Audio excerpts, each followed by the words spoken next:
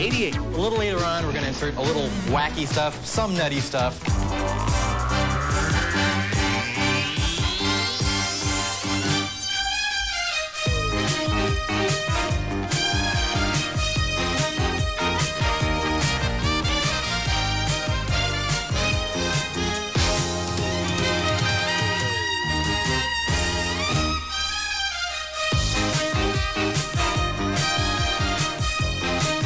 Hello, everyone, and welcome to Entertainment Tonight. John Tesh, Mary Hart, and Lisa Gibbons are all off, holding down the fort. I'm Rob Weller.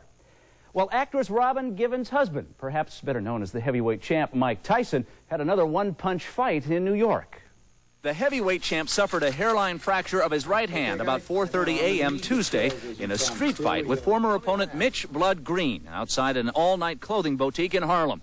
The fight was a result of some bitterness about Green's payment from their May 1986 fight, which he lost to Tyson in a 10-round decision. Tyson called a press conference to say that Green had started the street brawl. He grabbed my shirt, went to the car, ripped my shirt, tried to go for my pocket. I pushed him off. He came back at me. He threw a punch at me.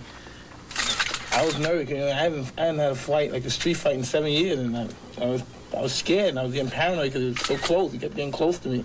I mean, so I just defended myself. Green, who has had previous trouble with the law, claims that Tyson caused a 5-stitch cut on his nose by striking him and then running away. But he ran. He didn't knock me out. He couldn't knock me out. Controversy and trouble have been following the champ this year. His marriage to head of the class star Robin Gibbons has only fueled the media fire. I think that people don't realize how much hype is involved when it comes to these things. Gibbons was in Los Angeles the night of the Harlem altercation, and ironically, Tyson was reportedly picking up a custom-made $850 jacket that reads, "Don't believe the hype," on the back. Well, many adult film stars or would-be actors who dreamed of a normal acting career but who gave up on Hollywood. Now, a growing number of ex-porn stars are trying to go legit. Gene Wolfe reports. At this month's VSDA video convention in Las Vegas, the booths selling X-rated fare were among the most popular, thanks to personal appearances by the top stars of the hardcore market.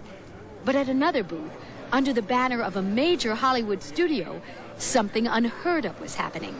The so-called princess of porn, Traci Lords, was promoting her work in a non-X-rated film. I didn't think I was going to live to be 20. I thought 20 was old. I turned 22 weeks ago, and I've never been happier. Traci Lords was the notorious underage star of dozens of hardcore films. Then the law caught up with her and had her movies pulled from theaters and video stores. Now Lords is trying to cross over from the world of X-rated theaters to ones like those across the street. Traci decided to cross over while making her last hardcore film. I couldn't do it. I went home and I remember being in the shower for a very long time. But you can't wash that off. That's the problem. If you could wash it off, you'd be fine, but you can't. It's Traci Lords. Traci's breakthrough, her first legitimate film, was the science fiction spoof Not of This Earth, released earlier this year. Shared paranoia doesn't exactly make us large brothers, Jeremy. But the transition hasn't been easy. It isn't easy. It's been so difficult. Are you kidding me? People don't want me to be intelligent. It would be easier to say Traci Lords is a bimbo. I mean, that is so typical. Traci also landed a small part in the CBS series Wise Guy. And next month, she stars in her own exercise video. I'm very determined and I'm ambitious and I know what I want. And I just don't think it's right if someone tells you you can't have something because of something that you did when you were younger or you just made a mistake. I just don't think that it's right. Can Traci Lords erase her past? No. Can she succeed in legitimate show business in spite of it? The evidence says she already has. Gene Wolfe, Entertainment Tonight. A new film about the life of John Lennon will reach movie screens in early October. Here's an exclusive look at the upcoming Imagine. Imagine all the people living for today. You may say I'm a dreamer. When I was 16, I re-established a relationship with my mother for about 4 years. She taught me music, and then unfortunately she was run over by an off-duty policeman. I hope someday you'll join us. This isn't another Beatles film. This is a film about John Lennon's life, and I would say 2/3 of the footage in our movie has never been seen by even the most die-hard Beatles fan to date.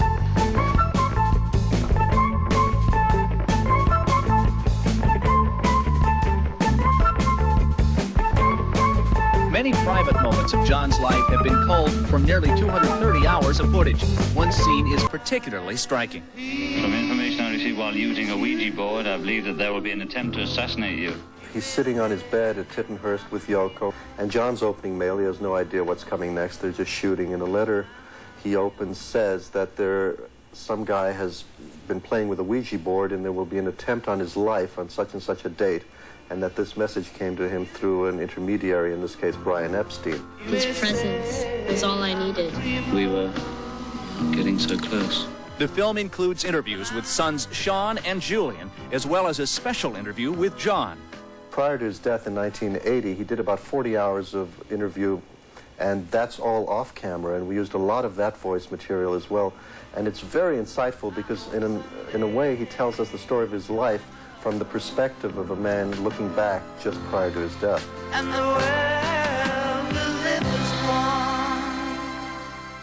Scenes from the upcoming film Imagine. Now, Weird Al Yankovic starred in video satires of Michael Jackson and Madonna, among others, and has become the clown prince of parody pop. Now, he set his sights on movie stardom.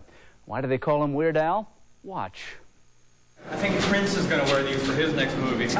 Weird Al Yankovic is on top of the world. He's starring in UHF, his first major movie role, in a film he co-wrote, and he says it's an amazing concept. Basically, the movie is a rapidly projected series of still images which, when played in the right order, create the illusion of motion. It's a comedy, which I know is kind of a new direction for me. I'm trying to branch out that way. Like, George, you know, I was wondering, like if you were traveling through outer space, I mean, like you're going real fast, like the speed of light, you know, and all of a sudden you start screaming, ah, ah! You think that your brain would blow up? Weird Al promises the movie will retain some of his nutty style of humor while at the same time expanding his comedy repertoire. We're hoping for some nutty stuff a little later on. Right now it's been like a documentary. It's been like a kind of an epic, you know, cast of dozens. But, you know, a little later on we're going to insert a little wacky stuff, some nutty stuff, a little zany stuff perhaps. Yankovic doesn't worry people won't appreciate his humor. He knows who his audience is. Exclusively middle-aged Japanese women. In the film, Weird Al winds up in charge of a small UHF TV station where he brings on all kinds of crazy acts. Yankovic co-stars with Saturday Night Live's Victoria Jackson. He looks so cute when his bangs aren't in his eyes. You know, I think he has a face like Christopher Columbus. He looks exactly like Columbus must have looked, like discovering America. But Yankovic says he's not letting his movie star status go to his head. You know, I never thought 30 years ago I'd be doing a movie because I wasn't born at that time. Well, talking about new careers, a broadcasting career is well underway for Jessica Hahn. By the time she gets to Phoenix, she'll be rising early enough to host a 5:30 a.m. radio show on station KOY-FM. Now, Hahn made a guest appearance on the show last week. Made such a good impression, she's been signed to a daily slot for the next month, with promises that the job could last longer. Hahn turned down co-hosting a local Pittsburgh TV talk show to become a Phoenix DJ.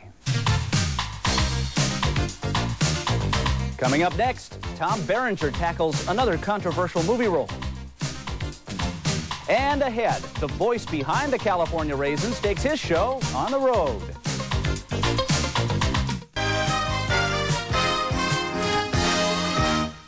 The new film Betrayed is sure to touch raw nerves with its themes of white supremacy and bigotry. Last night, the stars turned out for a benefit premiere of a movie that exposes an ugly and frightening side of America. Betrayed co-star Deborah Winger led the celebrities attending the premiere screening of the controversial film about murderous racial bias. Winger plays an undercover FBI investigator who falls in love with a character played by Tom Berenger and then discovers he's a violent white supremacist. How could I even look at him again? How could I let him touch me? It was chilling. My wife was saying that there must be a lot of truth to it because you can't make stuff like that up. Very, very hard-hitting, real strong. It's a very strong film, you know, about a very serious subject. It's very important, this movie, because it's not supposed to happen like this. People are supposed to be treated equally. That's what this is about. So I hope it makes a dent out there. Highlighting the evening, Betrayed's director Costa Gavras was given the ACLU's annual Torch of Liberty Award. We tried to do a movie about the unbearable rise of racism, which is, I'm afraid, is happening the last 10 years. Here, not here only in the United States, but all over the world, and especially the Western world. Now, Betrayed star Tom Berenger spoke with Mary Murphy about the impact and consequences of the subject matter and about a role that was one of his toughest since Platoon. Many movie fans were shocked by Tom Berenger's portrayal of the sadistic Sergeant Barnes in Platoon. Doc, tag him and bag him. That scarred face made Berenger's character a truly ruthless and menacing bad guy. Now in his new movie Betrayed, Tom is even more chilling, but he starts out likable to an unsuspecting movie audience. And they're eating their popcorn and drinking their Cokes and stuff, and then all of a sudden, what? It turns out Berenger is a white supremacist bent on teaching Deborah Winger how to kill blacks and Jews. This is a MAC-10 fully automatic machine pistol. Pull this baby back, you got one up the snout, ready to go. They just walk out drained at the end. But, you know, people were like that after Platoon, but I think it was because it's sad. They were sad, you know. But a few days later, kind of invigorated by what they saw. I don't know if that's necessarily the case with this one. What do you think of this guy? What's your real reaction to him? He's, I guess, borders on psychotic because of the fact that he can turn so quick and that he can also rationalize everything he does. He has the ability to rationalize and does not, I mean, he has a conscience about some things, but about that he doesn't. I mean, there's no guilt, there's no consciousness whatsoever. It's just... Katie, whew, you were so relaxed. Bam. Girl, you got the instinct. No! Yeah. Are you afraid that people might watch the movie and then go out and imitate what this guy does?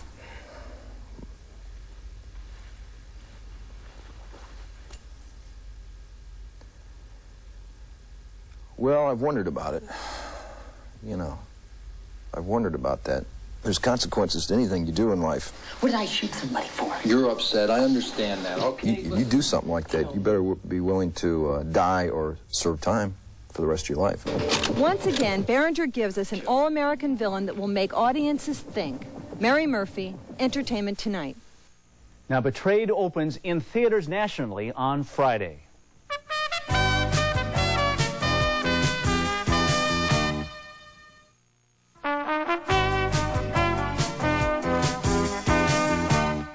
Buddy Miles has played with the best in rock and roll. His upbeat rhythms were a ray of sunshine in the early 1960s and early 70s, but recently he's been pounding his drums in obscurity. Now, thanks to a television commercial, Miles is raising the roof again.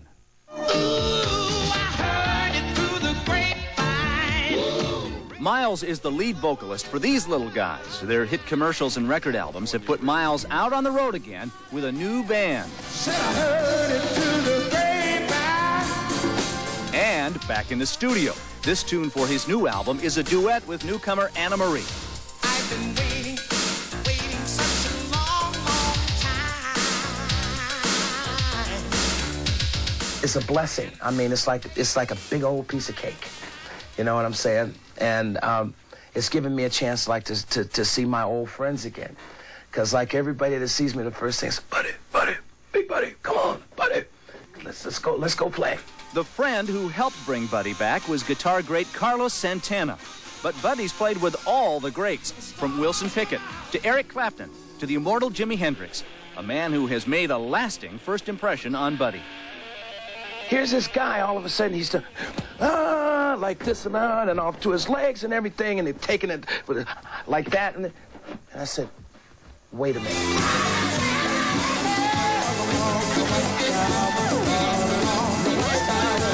After 25 years of making music, Miles has one very simple plan of action. Any town, anytime, anyhow, USA. You know, I'm ready to rock the nation, and I'm serious. I wants to rock this nation. I got the feet, I got the hands, and I got the equipment, and the formula is in order, finally.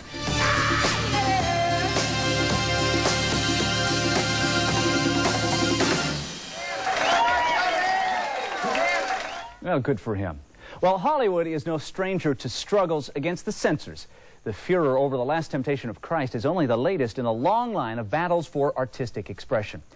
Well, Leonard Maltin joins me today with a kaleidoscope of home videos written by a man familiar with controversy. Leonard. Absolutely so, Rob. With all the talk of movie censorship lately, I guess it's fitting that our video topic this week is Tennessee Williams.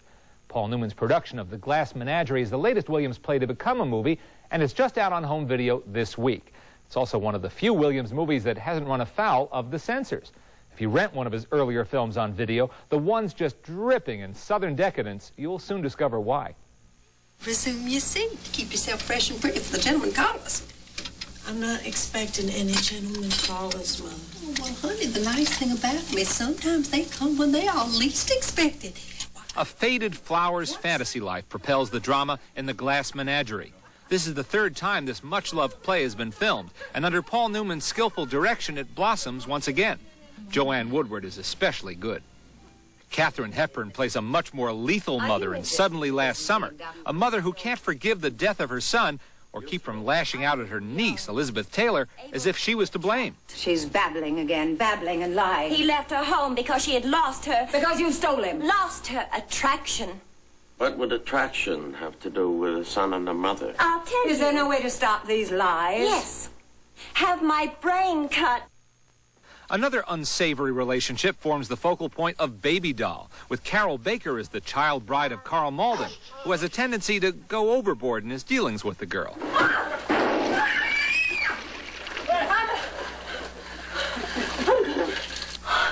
I'm moving to the Cotton King Hotel. The very next time you try to break our agreement, the very next time. And speaking of families, wait till you get a load of the mendacious clan and Cat on a Hot Tin Roof. Burl Ives is Big Daddy, who knows all too well that his children are just waiting for him to die. Elizabeth Taylor is married to his son, Paul Newman, but just barely. I'm not living with you. We occupy the same cage, that's all. Finally, there's A Streetcar Named Desire, arguably Tennessee Williams' greatest play, and my personal favorite of his films. Vivien Leigh is superb as the fragile Blanche Dubois, and Marlon Brando is unforgettable as her swaggering, uncivilized brother-in-law Stanley Kowalski, who's never met anyone quite like her. Their performances alone make this movie a must. Hey, Stella! Oh, he is just so great in that movie. Everyone's great in that movie. Carl Malden and Kim Hunter, and the music by Alex North and direction by Elia Kazan. If you've never seen Streetcar Named Desire and you only want to see one of these, that's the one to get. That's your pick. That's my favorite. Stella is a classic line now. Stella, yes. Yeah, all right, thanks, Leonard. We're going to return in a moment with the first Christmas card of the year.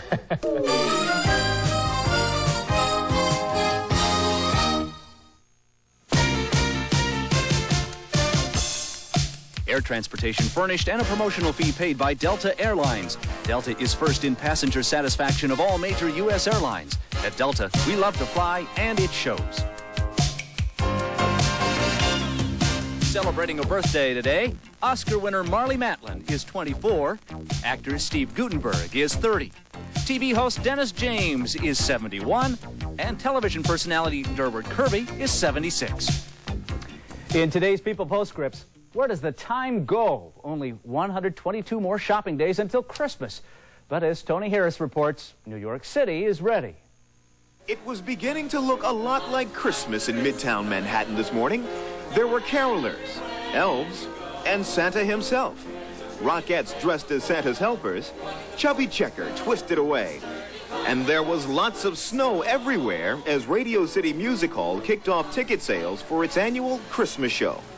This is the 10th year of this production called The Magnificent Christmas Spectacular, and even with summer's heat and threatening skies, the faithful came out undaunted to be the first to get their tickets. That's the only way to get good seats, otherwise you'll be up in the heavens. I wanted to make sure this year that my mother gets Christmas show tickets. I know the song says we need a little Christmas right this very minute.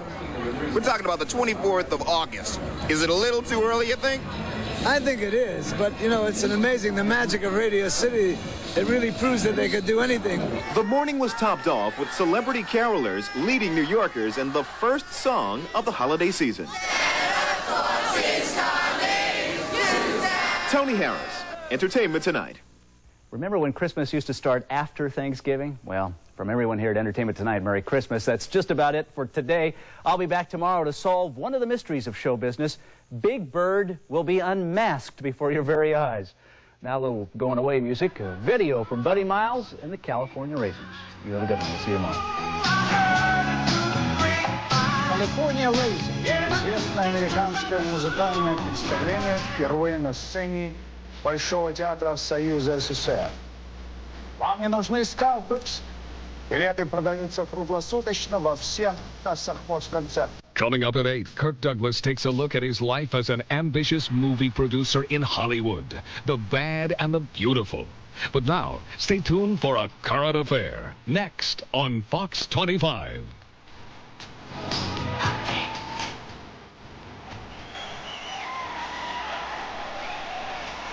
years ago, they were virtually non-existent musically, but now, looking at the crowd here at the homecoming concert, no one can doubt that they're finally top.